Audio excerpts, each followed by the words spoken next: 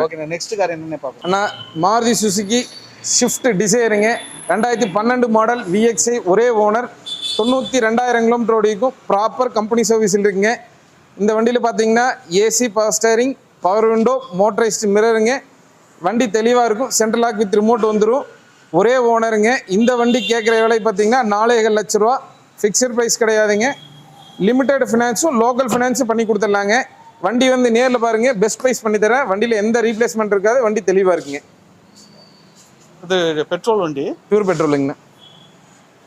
அது என்ன எல்லாத்துலேயும் ரீப்ளேஸ்மெண்ட்டுங்கிறது ரொம்ப குவாலிட்டியாக இருக்குது. ஆனால் ரீப்ளேஸ்மெண்ட் வந்து பார்த்தீங்கன்னா நம்ம எதுவும் அடிவிட்டு டோரோ கிளாஸோ எதுவுமே மாற்றாத வண்டி தாங்க சொல்கிறோம். அதை நம்ம செலக்ட் பண்ணி தான் வண்டி நிறுத்துவோம். கஸ்டமர் வண்டியாக இருந்தாலும் சரி, யார் வண்டியாக இருந்தாலும் செலக்ட் பண்ணி நம்ம டெஸ்ட் ட்ரைவ் பார்த்து இன்ஜின் குவாலிட்டி, பாடி குவாலிட்டி எல்லாம் பார்த்தா எல்லா வண்டியுமே நிறுத்துவோங்க.